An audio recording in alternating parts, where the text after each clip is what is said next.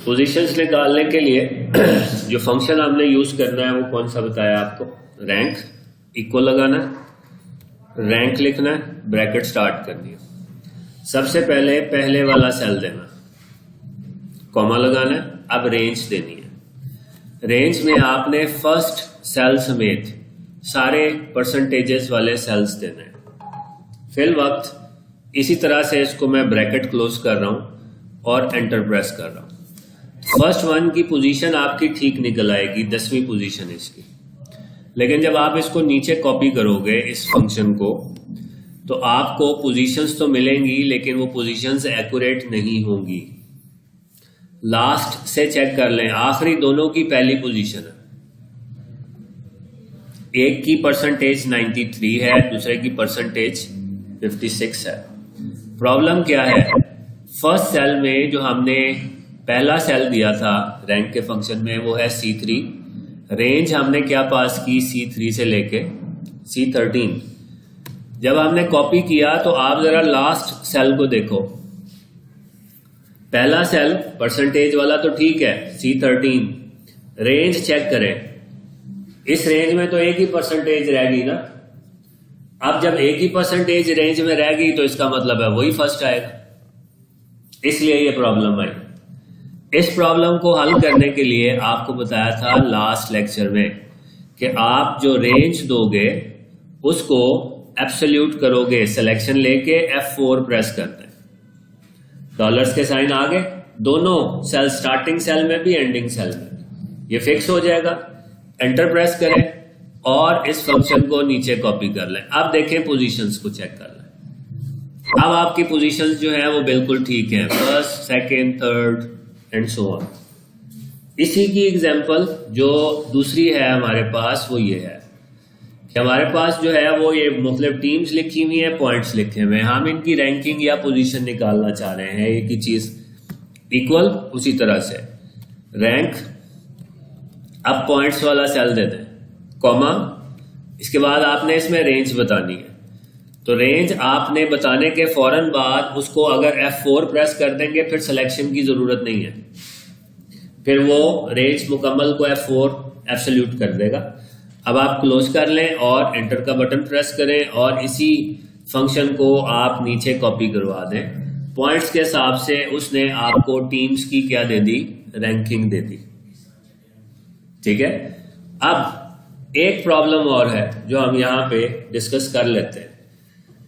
Ranking से हमें teams की रैंकिंग मिल गई और यहां पे हमें रैंक फंक्शन से पोजीशंस मिल गई। अरेंज नहीं है, पहली पोजीशन सेकंड लास्ट नंबर पे,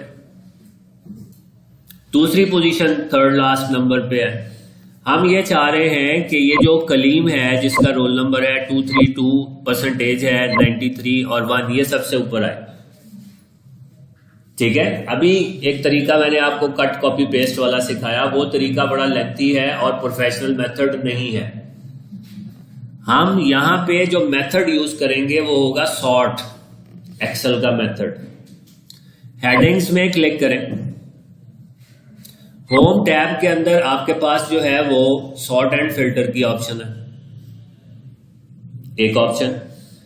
दूसरी ऑप्शन ये है, हेडिंग्स के अंदर क्लिक करें। अब याद रखना आपने जब सॉर्ट एंड फिल्टर यूज करना है तो मर्ज सेल्स नहीं होने चाहिए, फिर प्रॉब्लम आती है। कोई सेल हमने मर्ज नहीं किया हुआ, ना इससे ऊपर ना इससे नीचे। हेडिंग्स में क्लिक करके हमने शॉर्ट की प्रेस कर दी, Ctrl+Shift+L। हेडिंग्स के साथ देखो ड्रॉप डाउन आ गए छोटे छोटे, इसका मतलब ये हुआ हमारी हेडिंग्स के साथ सॉर्ट एंड फिल्टर लग गया। अब हम सॉर्टिंग करना चाह रहे हैं किसकी मदद से? पोजीशंस की मदद से। आपने पढ़ा हुआ है दो तरह की सॉर्टिंग होती है, छोटी से बड़ी वैल्यू की तरफ और बड़ी से छोटी वैल्यू की तरफ। एक को बोलते हैं असेंडिंग, एक को बोलते हैं डिसेंडिंग। तो ये पोजीशन के साथ जो ड्रॉप डाउन आ रहा है, फिल्टर का निशान आ रहा है, इसको क्लिक करें, आपको ये दोनों सॉर्ट्स मिल रही हैं। पहली सॉर्ट कौन सी है? Smallest to largest. और दूसरी सॉर्ट कौन सी है? Largest to smallest. अब अगर मैं इसको स्मॉलेस्ट टू लार्जेस्ट करूं, देखो रोल नंबर 232 कलीम 93% ऊपर आ गया, ऑटोमेटिकली पूरी रो ऊपर आई। फिर चेक करें वसीम की दूसरी पोजीशन, वो भी ऊपर आ गया। फिर हमारे पास फहीम, फिर रहीम, ये सारे कजन ऊपर नीचे पोजीशन के हिसाब से अरेंज होगा। जब आप सॉर्ट लगा देंगे तो उसके बाद अगर आप सॉर्ट की कमांड को ऑफ भी कर दें, आपका डाटा सॉर्टेड ही रहेगा। ठीक है, इसी की एक और एग्जांपल आपको यहां पे मैं दे रहा हूं, जो ये टीम्स वाला काम है। एक ऑप्शन जब हम ये नाम लिख रहे थे तो हमने बड़ा सोचा था कि जी पहले हम लिखें ए वाली टीम, ए से जिनके नाम शुरू हो रहे हैं, फिर बी से, फिर सी से। उसमें टाइम हमें काफी लगा।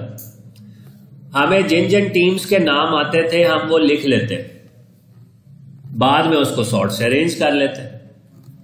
ठीक है, ऐसा भी मुमकिन था। अभी देखें, मैं इनको जरा रैंकिंग से अरेंज करता हूं। पहले जब रैंकिंग से अरेंज करेंगे तो टीम्स के नाम अल्फाबेटिकल ऑर्डर से खत्म हो जाएंगे, बाद में इनको फिर अल्फाबेटिकल ऑर्डर से भी अरेंज करके चेक कर लेते हैं क्या होता। तरीका बताया आपको, हेडिंग में क्लिक करें, कंट्रोल शिफ्ट एल से आप सॉर्ट एंड फिल्टर एक्टिवेट करें, रैंकिंग की ऑप्शन में आए, स्मॉलेस्ट टू लार्जेस्ट को क्लिक करें, अरेंज हो गया पोजीशन वाइज सारी teams.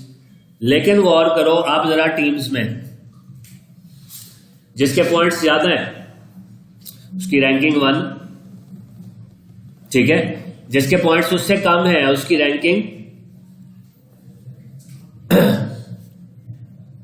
Second. Serial numbers change हो रहे हैं। आपको लास्ट लेक्चर में तरीका बताया था सीरियल नंबर्स चेंज ना हो, क्या था वो तरीका, उसको दोबारा रिपीट कर लेते हैं। इक्वल था, इफ था, उसके बाद हमने सामने वाले सेल को देखा था वो ब्लैंक है, तो इसको भी ब्लैंक रहने दो, वरना हमने कहा था रो का फंक्शन लगाएं। रो का फंक्शन लगाने के बाद माइनस, अब ये हम थर्ड रो में लगा रहे हैं तो -2 आपने कर देना है, ब्रैकेट क्लोज कर देनी है, एंटर प्रेस करना है और इस फंक्शन को आपने नीचे कॉपी कर लेना। सीरियल नंबर्स ठीक हो गए। अब देखें, बिल फर्ज मुझे रैंकिंग से अरेंज नहीं करना, मुझे अरेंज करना है बाय नेम्स। तो मैंने जो फिल्टर का बटन जिसको मैंने ओपन करना है वो कौन से कॉलम का होना चाहिए, टीम्स वाले कॉलम। इसको क्लिक करें, सॉर्ट A to Z कर दें। देखो, Afghanistan, Australia, Bangladesh, England, India alphabetical order में अरेंज हो गया। मैं इसको Z to A कर दूं तो West Indies, Sri Lanka, south Africa, Pakistan, New Zealand. ठीक है, सॉर्टिंग आप किसी भी कॉलम के थ्रू करवा सकते हैं, चाहे वो अल्फाबेटिकल हो चाहे वो न्यूमेरिकल हो।